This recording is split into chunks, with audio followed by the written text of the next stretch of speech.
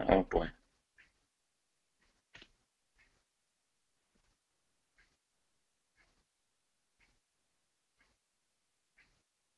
Can you guys hear me?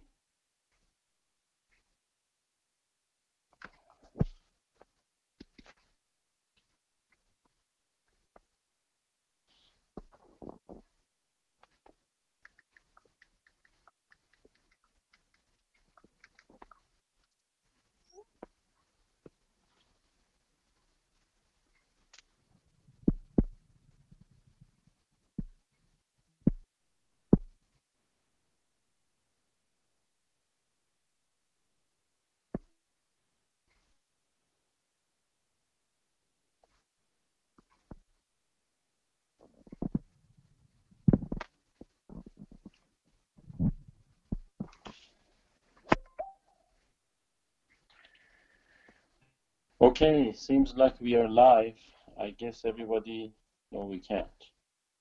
So we are live, and I'm answering questions about borderline personality disorder. We had to go use our my iPhone to go live because our equipment was kind of not working. So this is really the only, let me turn it this way. This is really the best way of going live. So here what we have is a list of questions that came through, and I'm going to go through them, and just going to do a short 30 minutes today. It's 5:20, and due to some equipment malfunction, I'm just going to do a brief uh, live coverage. So the problem of keeping friendship when you have a personality disorder. Sooner or later, the friends will turn into enemies, full of information about ourselves that generates a great feeling of being afraid and stabbed in the back.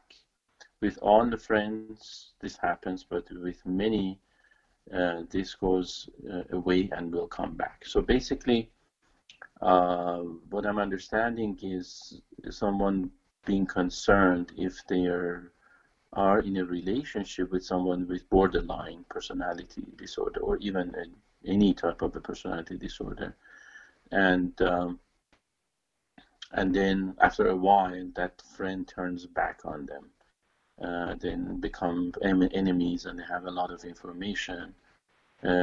So what to do about it? So, well, yeah, that is the case with any friendship, really. A lot of people would tell you to be careful whom you trust for a reason, right? So I think part of the conversation here needs to be, or my suggestion, recommendation would be to heed that old adage that you want to make sure that trust is earned one step at a time. So trust is earned one step at a time if we walk the relationship one step at a time. So we kind of trust a little bit with some information and see how our friend reacts, and kind of earns that trust over time, earns their position and their situation with us within the relationship.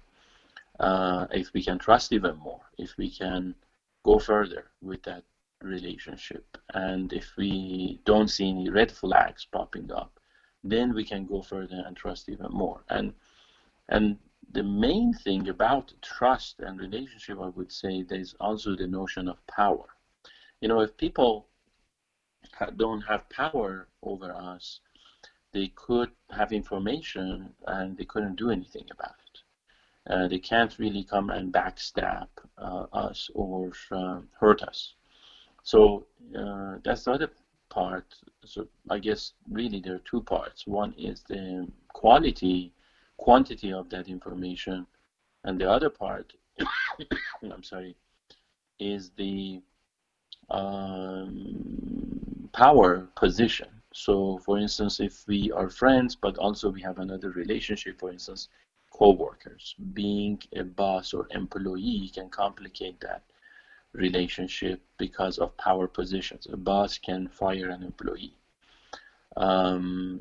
If we have a family relationship based on birth orders or parental versus child relationship, a parent-child relationship, there is a power imbalance.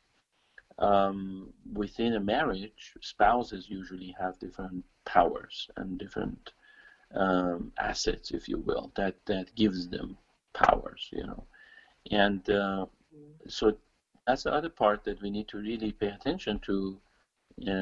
If we have secured our position within the relationship where we can negotiate based on the benefits that we more or less provide, and those basically assets, those strengths, if you will, that we provide in a relationship, then we have some kind of a power that would be respected, that would be a source of security to fall back on, a safety net, to be able to perhaps negotiate the extent of the possible damage that we would, if a friendship turns into kind of a frenemy, if you will, or enemies type of a situation, adversarial relationship, that we could negotiate a amicable separation or kind of a you know, a silent, peaceful distance between the parties. So personality disorders, they can't, you know, we can't have a guarantee against somebody not showing or developing personality disorders, because first of all, it is very difficult to detect actual disorders. There, as we have mentioned before, people have traits and characteristics, styles, flavors, if you will, of personality disorders or extreme dysfunctional traits. And if the minimum number of those dysfunctional traits pile up, ultimately they become characteristic of a very specific category of a personality disorder. Others may have small traits and not enough of symptoms and signs of a full-blown personality disorder. So to give you an example, let's say when we were talking about schizoid personality disorder, where the person does not have a desire to be connected to others, to be in groups, to be reaching out to other human beings and kind of interact and engage with them, which, you know, the sign can be evident if someone would shy away from groups, want to just spend time with themselves. They don't want to be part of a social gathering and engagement. So if that's the case, is it just a trait? Is it just situational, or is it an actual personality disorder? How can we tell?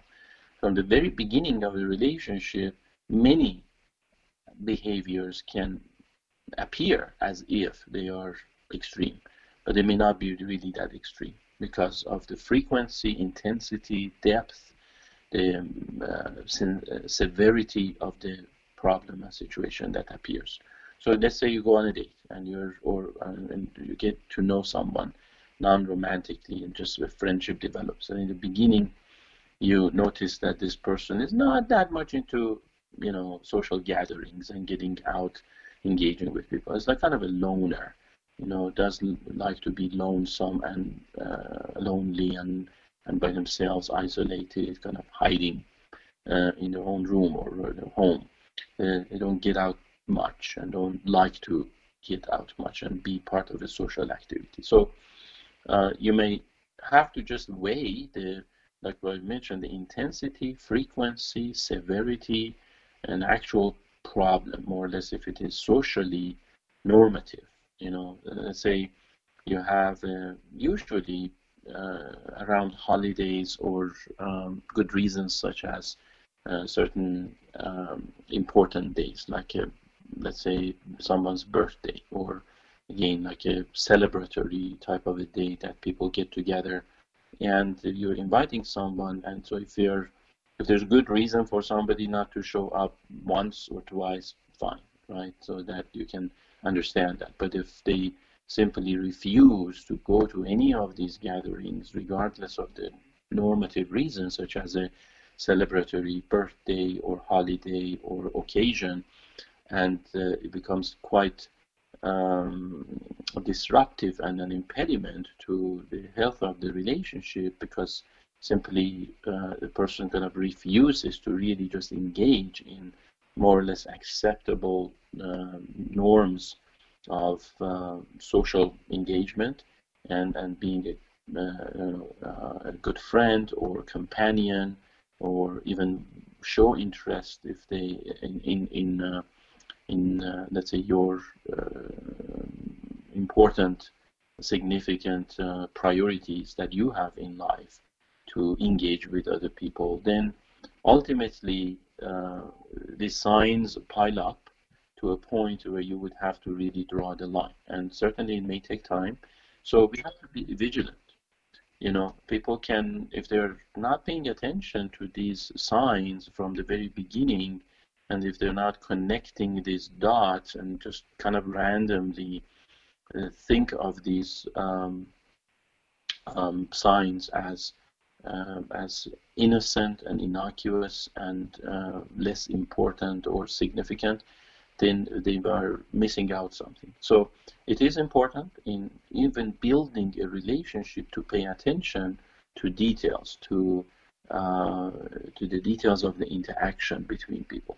And also it is important that a person educate themselves about personality disorders, because someone who doesn't know personality disorders, ultimately the spectrum, the depth and width and breadth of personality disorders, then how are they supposed to detect it? The signs might be glaring them in the face and staring them in the face, and they just kind of ignore it. They have no clue what they're looking at. So it goes hand in hand. Trusting, assessing the situation, being vigilant, knowing the knowledge, having that background database and knowledge base to be able to compare these signs and characteristics against, and then more or less having a equal powerful position in the relationship, where having the knowledge, having observed these signs and symptoms, can then educate the person and inform them as to what the next step needs to be, such as investing more trust in the relationship or less trust, investing more resources and energy in gaining more power or giving up some power, and basically allowing the relationship to go to the next level. So let's move on with the next question. Can you please suggest some coping mechanisms for a spouse with BPD or borderline personality disorder? So some suggestions I would have is coping. That's a very good label that has been used here, because a spouse really has to have their own security blanket, if you will, their own sense of groundedness, their own occupation, if you will, or preoccupation, their own ways of coping with what they're being thrown at, and also really kind of remaining a functional, competent, effective kind of anchor in that relationship. So some of the coping certainly is I would say a self-care for sure, to the point where independently of your spouse, person would be busy enough with certain daily activities that are revolving around the self, the person, the partner. So not the partner with the BPD, but the other partner. So you would have to either spend at least, I would say, 10 to 12 hours a day being busy with work, with hobbies, with activities, with other human beings, with within other relationships, and I mean in a healthy way, not that you would, for instance, cheat on your partner and betray your partner. Especially here, we are talking about a spouse of the borderline personality. So the self-care allows to kind of replenish the energy that you need to more or less take the heat when you engage with your spouse within the relationship. That allows you to kind of keep a healthy distance, yet not to be too distant, and not to be ignorant, not to be completely oblivious and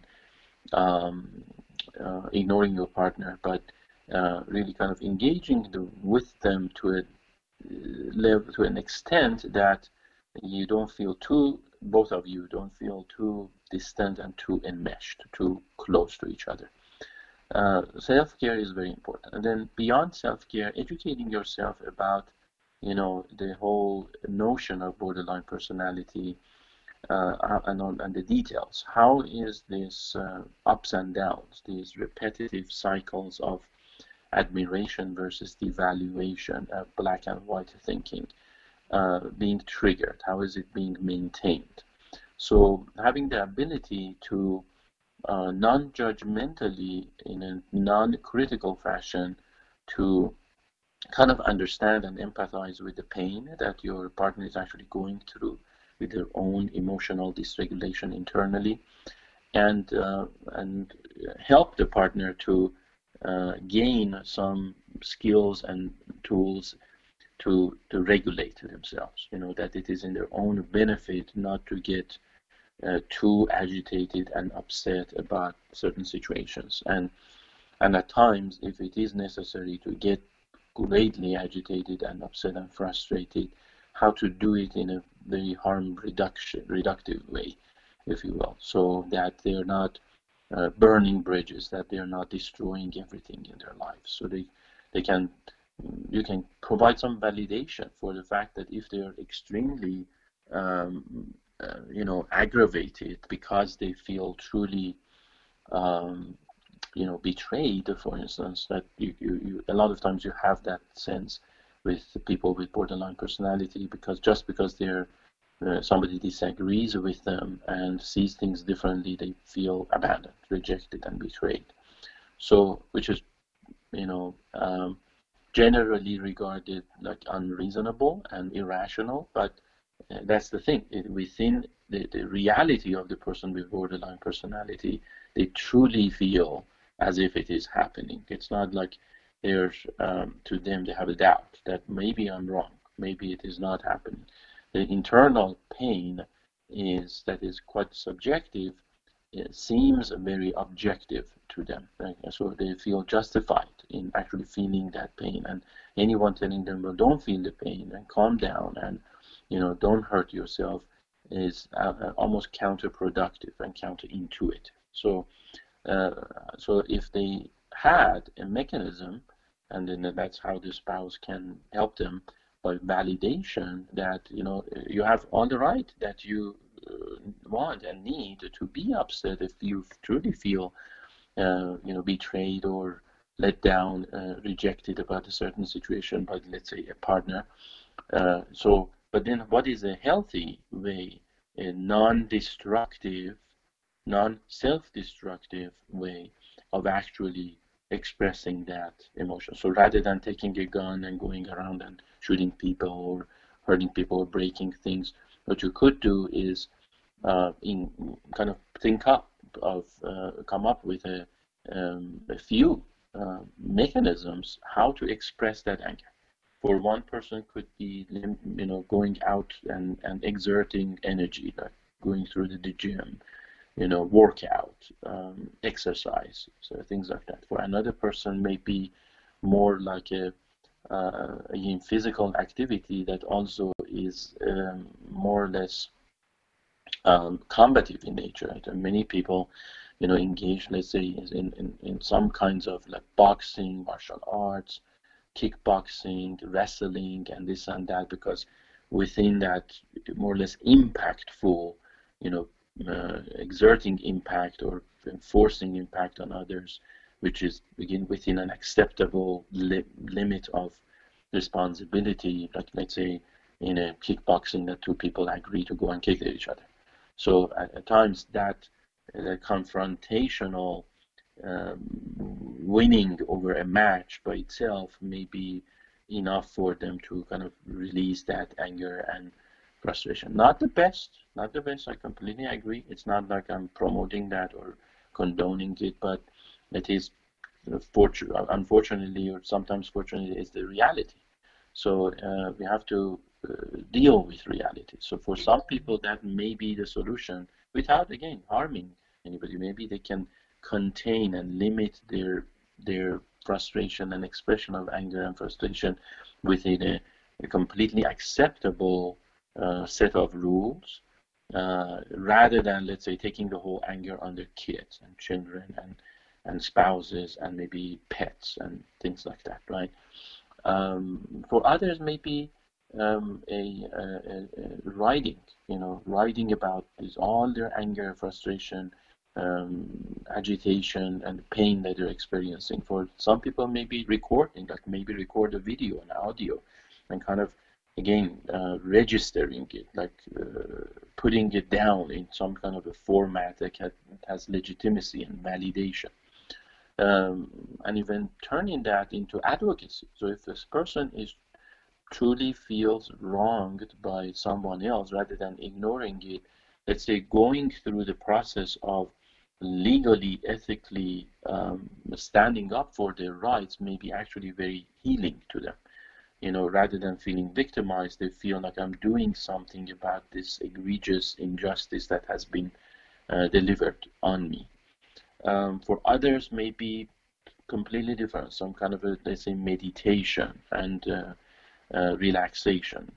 Certainly therapy, right? But rather than just immediately jumping to a conclusion that if you are so angry, agitated, and up and down and can't control yourself and all, you feel all this urge to go to therapy, everything is going to be solved. You want to first really help your spouse with the borderline personality to feel validated, that it's not like their subjective reality is completely out of whack, but there's some truth to it, and the pain is real, even though there's a lot of misperception, misconception, kind of miscommunication going on, but the pain is nevertheless real, and they should come up with a list of things that have worked for them in the past, and with some adaptation may work better in the future. So that by itself, I think, is very important, the coping mechanisms that you're talking about. And then again, for the spouse to seek therapy themselves, to go to a professional, to be able to learn ways of understanding the partner and balancing it against their own self-care. And then lastly, what I would say as far as the coping mechanism is concerned is to really find ways, what we call a solution-oriented type of a therapy or mechanism. Like find ways, like what are the times in their relationships that problems don't occur? Like let's say if the times are usually, for instance, evenings, like in the morning, usually during the day, in the morning, fights happen, sparks fly. So the probability is higher for those agitated moments and issues to get out of hand during the daytime. So you could minimize the interactions with your spouse during the daytime. So it would be a quick in and out, quick high and by to get throughout the day. And then because you have observed that throughout your relationship with your spouse, evenings, somehow things work out. Both of you are in a better place. Both of you are in a better mindset and can relax and maybe communicate differently about the situation. So in that case, then focusing on the solution, meaning if the solutions are somehow around the time of the evening, then let's spend more time during that time and also focus on what else is happening during that time that usually leads to solutions and to a better relationship and a more peaceful interaction rather than explosive interactions. So find what works, and I gave one example, which was the time frame. There are multiple other examples, such as, let's say you may say something like, if we write everything down, things becomes easier. You know, we have a better way of communicating if is everything written down. If we don't have the kids around us, or if we do have the kids around us, usually things turn out better. So look up, make an inventory of solutions of better times that have existed in your past relationship with your spouse, and do more of that. Do more of what leads to the solution. Do more of what leads to problem solving. If it is, for instance, you notice that anytime if you for instance yourself gave a heads up about a certain plan to your partner, ultimately the negotiation around that plan would not lead to a fight, and then you remember that, and then you always engage in more of that, to giving heads up, informing your partner ahead of time, you know, letting them know, and kind of arranging plans in that particular way. These are a couple of examples. So let's see, it's 5:45. We wanted to do another 5 minutes. So what I'm going to do is read the last one, or actually the third question, and then answer that and finish it up.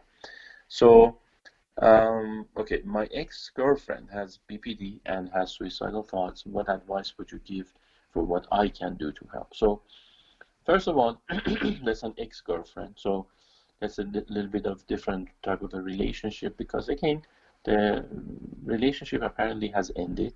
So it becomes more of an, ex-to-ex relationship rather than present people who are much more intimately involved with one another. You want to take into consideration a lot of contextual elements. Is that ex-girlfriend in a relationship or not? How would your attempt to help come across as a probably innuendo and a sign for you to want to enter into the relationship again or not? Would it hurt more or hurt less? And by hurt meaning, would it harm? Would it lead to any more harm or less harm? Because again, like if your ex was suicidal, maybe many of those suicidal ideations, thoughts were triggered by elements that were present in that type of relationship with you involved. So you may want to consider that. Maybe staying away would be one good option to not to help, basically, to not trigger more of those sources for the suicidal thoughts or ideation. And then, but if you have taken a few of these that I mentioned and other parameters into consideration, then what I would go further would be, okay, well, if you know the circumstances around those suicidal thoughts, and then you can go in a few ways about it. One is, if you are in some kind of a connection, then is informing, educating the ex-girlfriend, giving resources to take care of themselves is one of the best options. A phone number to a suicidal hotline, a book, an audio tape, CD, some kind of information, again, pamphlet about life being worth living, and there are options, and people should consider suicide as last resort, and there are at least 100 other options before suicide.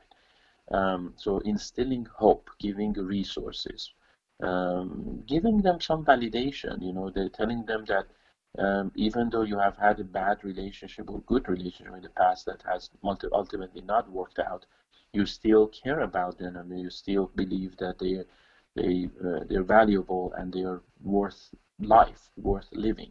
They are a valuable person that deserve a good chance at life. So that by itself, in sense of validation, is many times helpful. And also getting some support, like maybe you know, sharing with some people who are confidants, who are trustworthy in terms of family members, to help to get them to be aware at least that this person has had suicidal thoughts in the past, and kind of brainstorming, bringing more or less a whole community together to brainstorm about possible, and communities, what I mean by that is a small group of people who care.